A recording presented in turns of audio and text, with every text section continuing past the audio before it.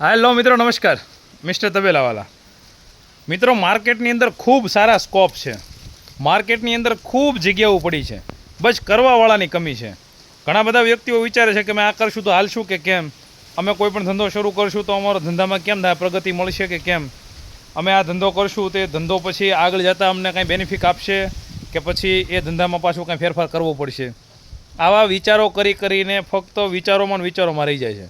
બાકી કોઈ પણ ધંધો કરો, તમને મન પડે એ ધંધો કરો, તમારાથી જે થાય એ કરો. તમને જે કંઈ પણ એવો આઈડિયા હોય, નવો કોઈ પણ પ્રકારનો આઈડિયા હોય, તમે એક વખત આની અંદર કૂદી પડો.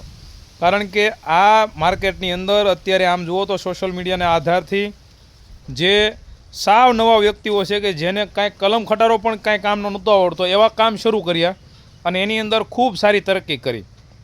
જે જૂના વ્યક્તિઓ હતા, પેઢીઓથી જે દુકાન નાખીને બેઠા હતા, એ અત્યારે બધા બહાર ખાય છે. અને જે નવા વ્યક્તિઓ આવ્યો છે, એડવર્ટાઈઝના માધ્યમથી અને સોશિયલ મીડિયાના માધ્યમથી દેકારો કરી દીધો છે. અને એને ત્યાં દૂર દૂરથી બધી ભીડ ઉમટી પડે છે, દૂર દૂરથી લોકો ખરીદી કરવા આવે છે.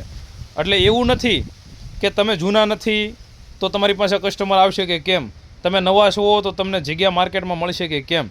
તમે ફક્ત મહેનત શરૂ કરી દો, બાકી બધું આપોઆપ થઈ જાય.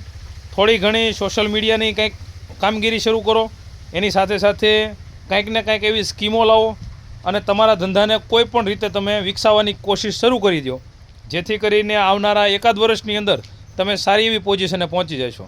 બાકી વિચારવામાં રહેશો તો વિચારવામાં જ રહેશો. ચાલો મળીએ એક નવો વિડીયો સાથે. બાય.